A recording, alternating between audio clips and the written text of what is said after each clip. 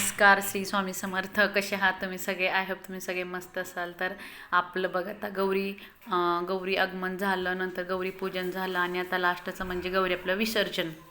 आणि आज आपला गौरी विसर्जनचा तारीख आहे 12 तारीख. तर आज गौरी विसर्जन आपण पूर्ण दिवस करणार आहे. तर याचा शुभ टाईम असं काही नाही आहे, पूर्ण दिवस आहे. तर म्हणजे प्रत्येकाच्या ठिकाणी कसं वेगवेगळं असते. तर आमच्या इकडं असं असते की गौरी ह्याच्या वेळेला दोरे वगैरे घेतात. तर दोरे कसे घ्यायचे किंवा कसे बनवायचे, दोरे जे नवीन असतात त्यांच्यासाठी हा व्हिडिओ आहे. तर आपण दोरे कसे घेतात, प्रत्येकाच्याकडे 7 घेतात, आमच्या इकडं असं 5 घेतो आम्ही. 5-5 असे काढायचे. म्हणजे घरामध्ये जेवढी आपली माणसं आहेत, म्हणजे मुलं आहेत लहान किंवा म्हणजे माणसं आहेत, नंतर आपला देवाचा व्हिडिओ म्हणजे आपले कुलस्वामी देवांचा, ग्रामदेवचा, असं सगळ्यांचं आपण असे काढायचे आहे. तर बघा मी आता 9 काढले आहेत धागे ते. तर त्याच्यामध्ये आपण जे आपल्या गौराईला जे वटीसाठी जे आणलेलं असते आपण ते म्हणजे वटीसाठी हळकुंड वगैरे ते वटीचं पूर्ण 5-7 सामान असते ते. आणि एका ते दोऱ्याला आपण म्हणजे दोरे घेतात, तर एका दोऱ्याला आपण 7 गाठी द्यायच्या. तर किती गाठी द्यायच्या? तर 7 द्यायच्या. तर 7 गाठींमध्ये एक पदार्थ ठेवायचा. म्हणजे ओटीचं कसं हळकुंड असतं ते एक बांधायचं आणि एक गाठ द्यायची. नंतर ना हळदी कुंकू लावायचं, एक गाठ द्यायची. नंतर ना आपण जे गौराईसाठी आणलेले आगाडा हराळी वगैरे त्याच्या एक गाठी द्यायच्या. तर अशाप्रमाणे आपण 7 गाठी द्यायच्या. तर मी असे 9 काढले होते.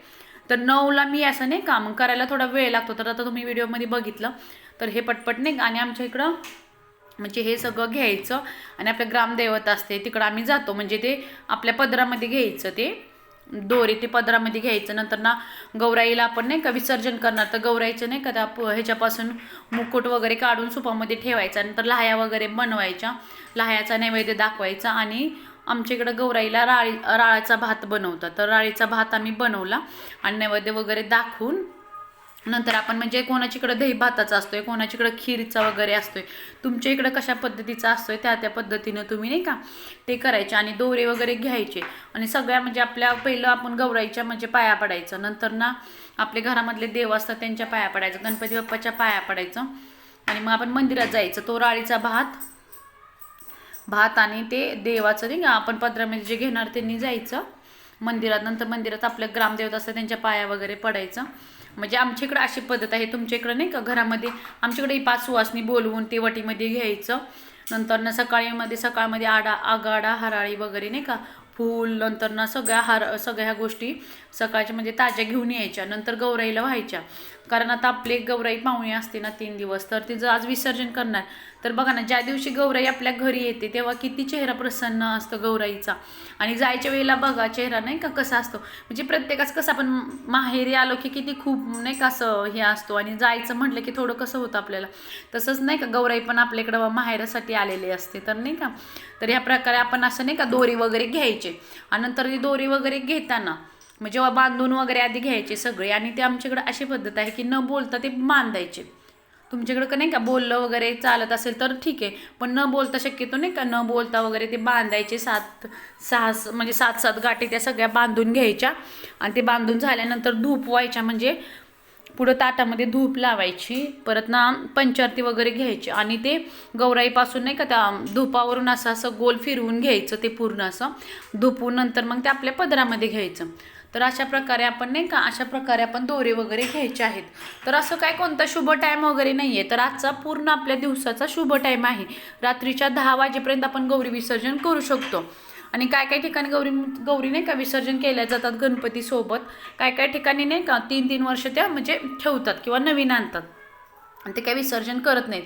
तर अशा प्रकारे आपण हे दोरे वगैरे घ्यायचे आहेत. जे आपले सौभाग्याचं लेणं आहे, म्हणजे जे आपण ओटीसाठी दिलं होतं, तर त्या ओटीचा मधला ज्या दोऱ्यामध्ये ही करायचे आहेत 7 गाठी. म्हणजे 7मध्ये 7 प्रकारचे आल्या पाहिजे. म्हणजे हळकुंड, सुपारी, खारीक, नंतर खोबरं, नंतर बदाम, इलायची, नंतर ना जे होते आपल्या वटीचं जे गौराईचे जे वटीचं सामान होतं ते सगळं आपण अशा गाठी वगैरे द्यायच्या आहेत.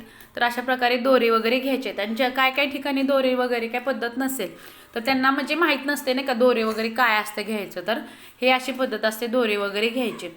आणि आपण जेवढं नाही का म्हणजे घरामध्ये कसं जेंट्स लोक तुमच्या घरामध्ये किती असतील तेवढ्यांच्या नावाने एक काढायचा दोरा. मुलं 2 किंवा असं नाही का प्रत्येकाचं. आणि आपल्या देवाचं घरातले देवाचे काढायचा असतो आणि ग्रामदेवाचा आणि कुलदैवाचा, असे 3 प्रकारचे ते पण काढायचे आहेत. तर अशा प्रकारे हे दोरे वगैरे घेतले जातात. आणि आपलं गौरीचं काल पूजन वगैरे झालं, तर पूजन वगैरे झाल्यानंतर रात्रभर आपण गौरीला जागवायचं असतं, ते तर माहितीच असेल. तर आपण छान छान प्रकारची गाणी वगैरे मंगळागौर वगैरे करायचे आहे. तर आमच्या इकडे मंगळागौर मस्त अशी नाही का मंदिरापुढंच आमच्या म्हणजे आमच्या मंडळाचं, आमच्या पूर्ण गावाचा जो मंडळापुढं गणपती बाप्पा असतात मोठे, तर तिकडेच आमची खूप अशी छान मंगळागौर वगैरे होती. तर आम्ही तिकडेच मंगळागौर आणि आमच्या घरच्या गौराई पुढे आम्ही गाणी वगैरे बोललो वगैरे. आणि हे सगळं नंतर केल्यानंतर मग आम्ही तिकडं मंदिरला वगैरे गेलो, मंगळागौर वगैरे खेळलो. तर हा व्हिडिओ नक्की तुम्हाला आवडला असेल तर नक्की कमेंट्समध्ये मला सांगा. आणि आवडला तर लाईक करा, शेअर करा. आणि आपल्या चॅनलला नवीन असाल तर. आणि आम्ही गावी आलो आहे ना, त्यामुळं बघा म्हणजे मंदिराच्या स्पीकरचा वगैरे आवाज आला आहे माझ्या व्हिडिओ पाठीमागं. तर प्लीज थोडं डिस्टर्ब झालं तर नाही का समजून घ्या, कारण म्हणजे असं मंडळाचा गणपतीचा आवाज वगैरे असं येतो. तर नक्की व्हिडिओ आवडला तर लाईक करा, शेअर करा आणि सबस्क्राईब करा.